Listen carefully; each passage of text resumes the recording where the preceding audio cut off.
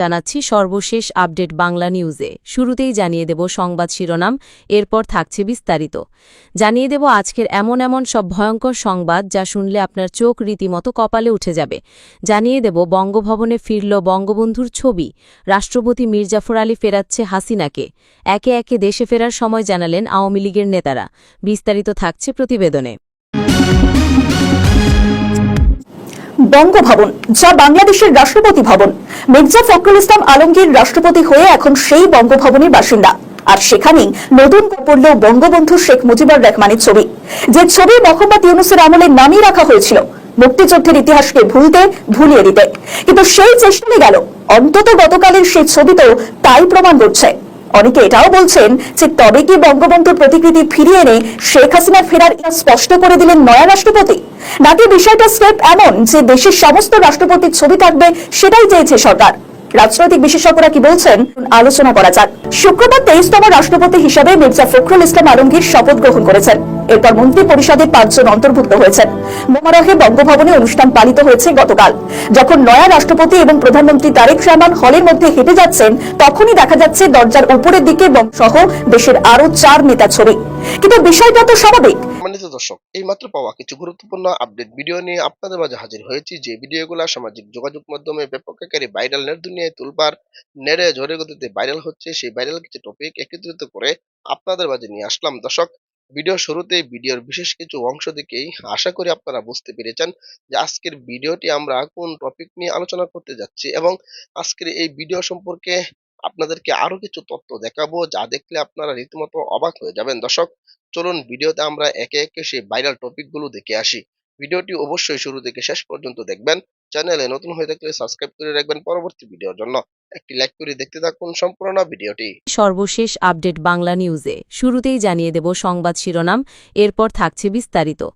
জানিয়ে দেব আজকের এমন সব ভয়ঙ্কর সংবাদ যা শুনলে আপনার চোখ রীতিমতো কপালে উঠে যাবে। জানিয়ে দেব বঙ্গভবনে ফিরল বঙ্গবন্ধুর ছবি, রাষ্ট্রপতি মীর জাফর আলী ফেরাচ্ছে হাসিনাকে, একে একে দেশে ফেরার সময় জানালেন আওয়ামী লীগের নেতারা। বিস্তারিত থাকছে প্রতিবেদনে। বঙ্গভবন, যা বাংলাদেশের রাষ্ট্রপতি ভবন, মির্জা ফখরুল ইসলাম আলমগীর রাষ্ট্রপতি হয়ে এখন সেই বঙ্গভবনের বাসিন্দা। আর সেখানেই নতুন করে পড়ল বঙ্গবন্ধু শেখ মুজিবুর রহমানের ছবি, যে ছবি মোহাম্মদ ইউনূসের আমলে নামিয়ে রাখা হয়েছিল মুক্তিযুদ্ধের ইতিহাসকে ভুলিয়ে দিতে। কিন্তু সেই চেষ্টা গেল, অন্তত গতকালের সেই ছবি তো তাই প্রমাণ করছে। অনেকে এটাও বলছেন যে তবে কি বঙ্গবন্ধুর প্রতিকৃতি ফিরিয়ে এনে শেখ হাসিনা ফেরার স্পষ্ট করে দিলেন নয়া রাষ্ট্রপতি, নাকি বিষয়টা স্টেপ এমন যে দেশের সমস্ত রাষ্ট্রপতির ছবি থাকবে সেটাই চেয়েছে সরকার? রাজনৈতিক বিশেষজ্ঞরা কি বলছেন আলোচনা করা যাক। শুক্রবার 23তম রাষ্ট্রপতি হিসেবে মির্জা ফখরুল ইসলাম আলমগীর শপথ গ্রহণ করেছেন। এরপর মন্ত্রী পরিষদে 5 জন অন্তর্ভুক্ত হয়েছেন। মোমারহে বঙ্গভবনে অনুষ্ঠান পালিত হয়েছে গতকাল। যখন নয়া রাষ্ট্রপতি এবং প্রধানমন্ত্রী তারেক রহমান হলের মধ্যে হেঁটে যাচ্ছেন, তখনই দেখা যাচ্ছে দরজার উপরের দিকে সহ দেশের আরো 4 নেতার ছবি। কিন্তু বিষয়টা তো স্বাভাবিক। দেশের জন্য যারা অবদান রাখেন তার মধ্যে প্রথম যার নাম আসে সেই বঙ্গবন্ধুর ছবি রাখা হয়েছে। এটা নিয়ে এত হইচই কেন? আসলে অন্তর্বর্তীকালীন সরকারের আমলে দেখা গিয়েছে তৎকালীন উপদেষ্টা মাহফুজ আলম বঙ্গভবন থেকে বঙ্গবন্ধুর একটি বড় প্রতিকৃতি নিয়ে দিয়েছিলেন। এই কাজের জন্য সেই সময় তথাকথিত জুলাই যোদ্ধাদের কাছে বীর সম্মানও পেয়েছিলেন তিনি। এমনকি ফেসবুকে স্ট্যাটাস দিয়ে তখন লিখেছিলেন, ফ্যাসিস্ট কেন বঙ্গভবনে, তাই নামিয়ে দেওয়া হয়েছে। কিন্তু অবস্থার যে পরিবর্তন হয়েছে সেটা ইতিবাচক বলছেন রাজনৈতিক বিশেষজ্ঞরা। কারণ যখন অন্তর্বর্তী সরকারের জমানা শেষে নির্বাচিত বিএনপি সরকার ক্ষমতায় এলো, তখনও এমন কিছু লক্ষ্য করা যায়নি সেটাতে অন্তত বোঝা যায় যে বিএনপিও মুক্তিযুদ্ধের পথ। এখন সেই চিত্র দেখে সেটা অনুধাবন করতে পারছেন মুক্তিযুদ্ধে বিশ্বাসী বাংলাদেশবাসী। কিন্তু বড় আলোচনাটা তৈরি হয়েছে নয়া রাষ্ট্রপতি মির্জা ফখরুল ইসলাম আলমগীর রাষ্ট্রপতি হওয়ার পরই বঙ্গভবনের এই ভুল বদলের ছবি লক্ষ্য করা গেল, যেটা অবশ্যই ইতিবাচক ভাবে। মোহাম্মদ শাহাবুদ্দিন চুপ্পু থাকাকালীনও এই চিত্রটা দেখা যায়নি শেষ দিকে, যদিও সেটা নিয়ে বিতর্ক রয়েছে। কেউ বলে থাকেন তৎকালীন রাষ্ট্রপতি শাহাবুদ্দিন চুপ্পু বাধ্য হয়েছেন এগুলোকে সহ্য করতে, আবার বলেন পদ ধরে রাখতে তিনি ক্ষমতাসীন দলের কথাই শোনেন। সে যাই হোক, এখন বড় প্রশ্নটা হচ্ছে দেশে কি তাহলে ফের বঙ্গবন্ধু মুক্তিযুদ্ধের ফিরে আসছে? এদিকে তো শেখ হাসিনাও ডিসেম্বরে ফেরার বার্তা দিয়েছেন। তার শেষ পরিণতি যাই হোক না কেন, তাও তিনি ফিরবেন বলে ঘোষণা দিয়েছেন। ঠিক সেই মুহূর্তে বিএনপির জয় জয়কার, মানে বিএনপির প্রধানমন্ত্রী, বিএনপি থেকে মনোনীত এবং নির্বাচিত রাষ্ট্রপতি তখন শেখ হাসিনার ফেরার চ্যালেঞ্জ নিয়ে অনেকে প্রশ্ন তুলছেন। সেখানেও বলছেন বঙ্গবন্ধুর ছবি ফেরাতে আসার আলো দেখা যাচ্ছে। তাহলে কি মির্জা ফখরুল আলী শেখ হাসিনাকে ফেরাতে উদ্যত হবেন? প্রশ্নটা কিন্তু রয়েই যাচ্ছে। ডিসেম্বরের মধ্যে দেশে ফিরবেন শেখ হাসিনা। ভারত থেকে আওয়ামী লীগ নেত্রীর এমন ঘোষণার পর নড়ে চড়ে বসেছেন দেশের রাজনীতিবিদরা। এরপর আওয়ামী লীগ নেতা তার আগেই দেশে ফেরার ঘোষণা দিয়েছেন। কেউ বলছেন ডিসেম্বরেই ফিরবেন, কেউ বলছেন ডিসেম্বর নয়, নেত্রীর নির্দেশনা পেলেই দেশে ফিরতে প্রস্তুত তারা। তাই প্রশ্ন, হাসিনা দেশে ফেরার আগেই কি ফিরবেন তার দলের নেতারা? আর কারা তৈরি করছেন দেশে ফেরার প্রস্তুতি? নানককে বলা হয় আওয়ামী লীগের দুঃসময়ের কাণ্ডারী এবং কর্মী বান্ধব নেতা। এবারও সেই প্রমাণ দিয়েছেন তিনি। শেখ হাসিনার আগেই দেশে ফেরার কথা সবচেয়ে স্পষ্টভাবে বলেছেন। এক সাক্ষাৎকারে তিনি বলেছেন শেখ হাসিনার আগেই দলবল নিয়ে তিনি দেশে ফিরবেন, এমনকি তাদের প্রস্তুতি রয়েছে বলেও দাবি করেন তিনি। নানকের বক্তব্যে শুধু নিজে ফেরার কথাই নয়, উঠে এসেছে আওয়ামী লীগের সাংগঠনিক শক্তির কথাও। 1981 সালে দীর্ঘ নির্বাসন শেষে শেখ হাসিনার দেশে ফেরার সময় আওয়ামী লীগের নেতাকর্মীরা জেকে গ্রহণ করেছিলেন, সেই ইতিহাসও সামনে এনেছেন তিনি। তার দাবি, এবারও শেখ হাসিনার ফেরার জন্য দলীয়ভাবে প্রস্তুতি নেওয়া হচ্ছে।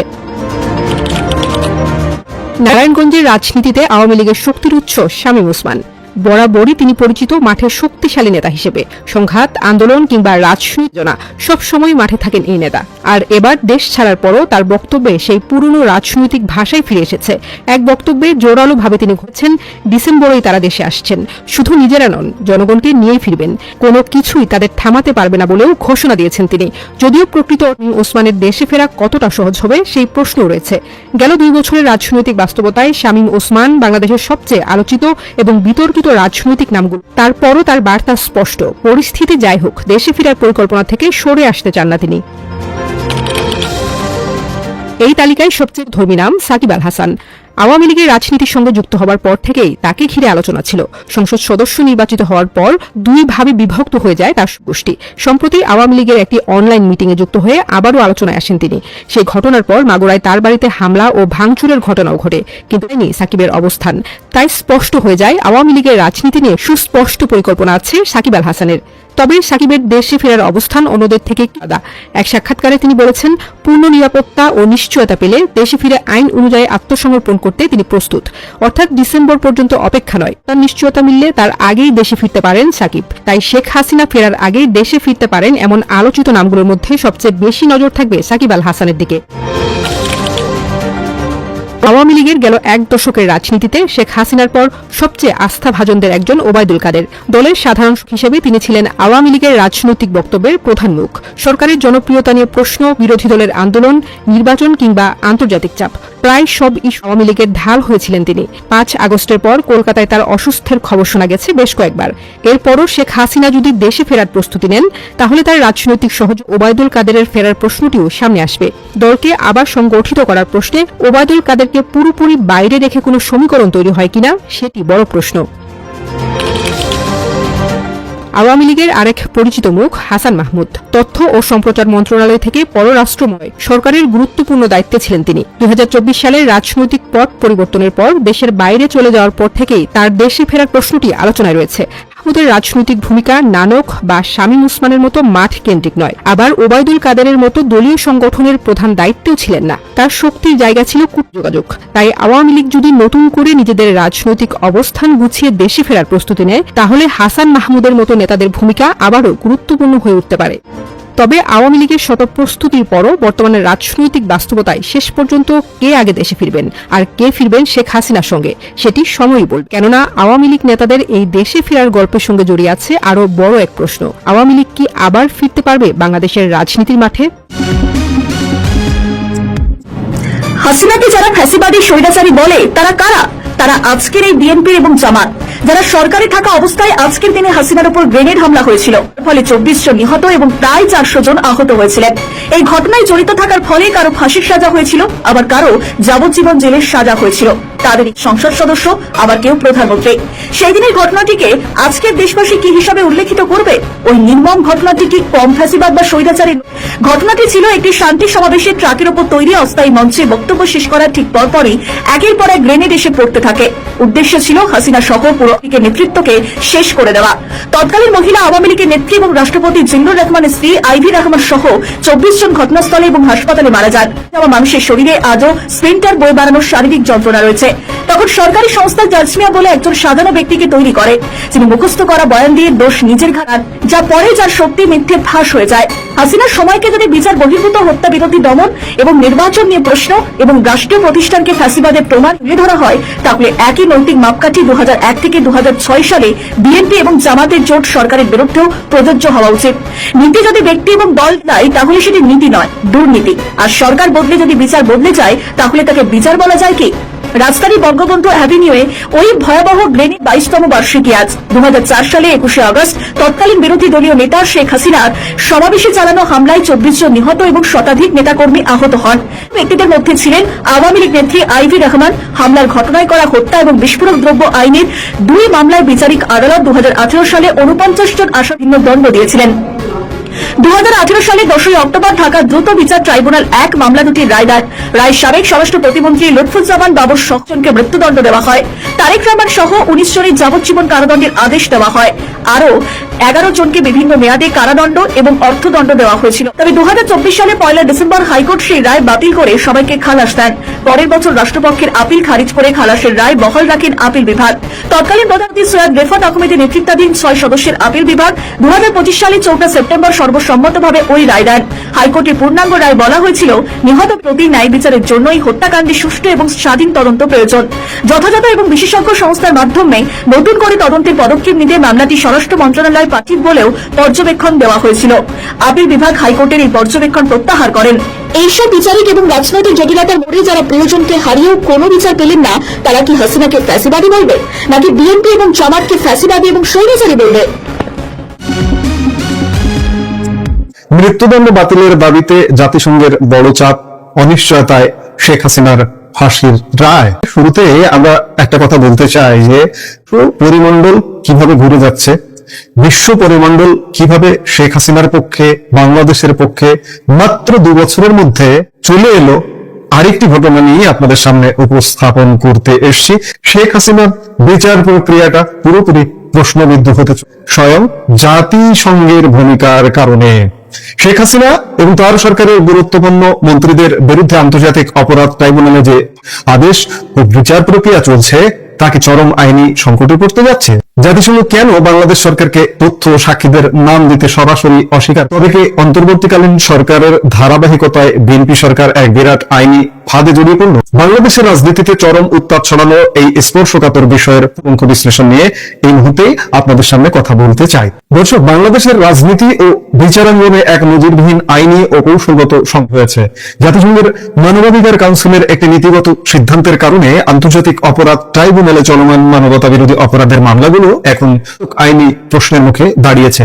ঘটনার সূচনা গতকাল বৃহস্পতিবার একটি বিশেষ শুনানির মাধ্যমে আন্তর্জাতিক অপরাধ ট্রাইব্যুনালের প্রসিকিউটর কাজী মনির হোসেন তামিম এক চাঞ্চল্যকর তথ্যে জানান, বাংলাদেশের শাস্তি হিসেবে মৃত্যুদণ্ড বা ক্যাপিটাল পানিশমেন্টের বিধান বহাল থাকায় জাতিসংঘ তাদের রিপোর্টে উল্লেখিত কোন সাক্ষীর পরিচয় বাংলাদেশকে দিতে রাজি হয়নি।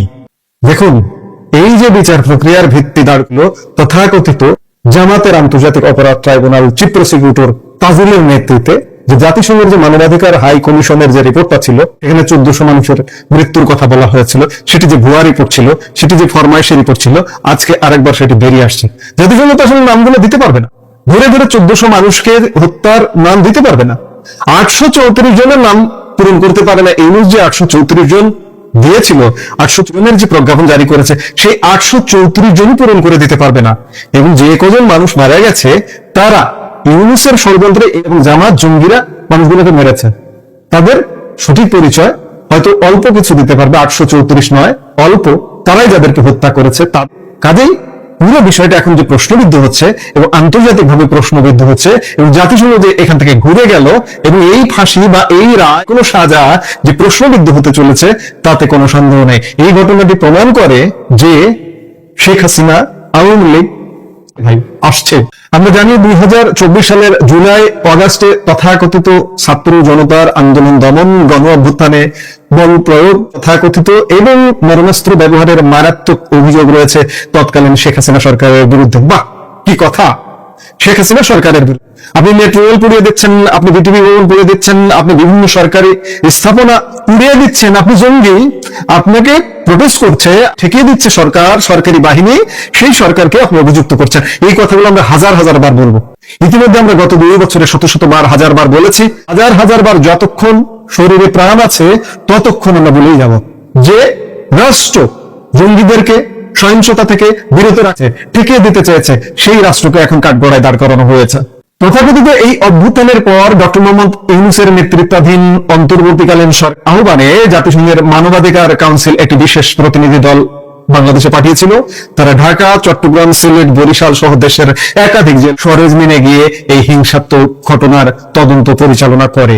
জাতিসংঘের সেই দলটি গণ অভ্যুত্থানের প্রত্যক্ষদর্শী ও প্রশাসনের অভ্যন্তরীণ পূর্ণ ব্যক্তি মিলিয়ে মোট 230 জন বেসামরিক নাগরিক ও 36 জন সরকারি কর্মকর্তার বক্তব্য নথিভুক্ত করে। 266 জনের এই জবানবন্দি ও নিরপেক্ষ সাক্ষ্যের উপর ভিত্তি করে মানবাধিকার কাউন্সিল তাদের চূড়ান্ত রিপোর্ট তৈরি করেছিল, যেখানে স্পষ্টভাবে উল্লেখ করা হয় যে আন্দোলন দমনে সেই সময়ের আওয়ামী লীগ সরকার চরম দমন পীড়ন ও মরণাস্ত্র ব্যবহার করেছে। ফরমায়েশের রিপোর্টে উল্লেখ জাতিসংঘের মানবাধিকার হাই কমিশন। জাতিসংঘ এই প্রশ্নের মুখে পড়বে, বিপদের মুখে পড়বে, যার কারণে আজকে দর্শক, আশা করি সকলে পুরো ভিডিওটি দেখলেন। এই ভিডিও সম্পর্কে অবশ্যই আপনাদের মতামত ভিডিওর কমেন্ট বক্সে লিখে জানাবেন। দর্শক, এই ধরনের প্রতিনিয়ত আপডেট ভিডিওগুলো সবার আগে পেতে অবশ্যই চ্যানেলটিকে সাবস্ক্রাইব করে পাশে থাকা বেল বাটনটি অন করে রাখবেন পরবর্তী ভিডিওগুলো সবার আগে পাওয়ার জন্য। আজকের মতো ভিডিওটা এখানে শেষ করলাম। দেখা হচ্ছে পরবর্তী ভিডিওতে। সেই পর্যন্ত ভালো থাকবেন, সুস্থ থাকবেন, এই কামনা করে বিদায় নিলাম। আসসালামু আলাইকুম ওয়া রাহমাতুল্লাহ।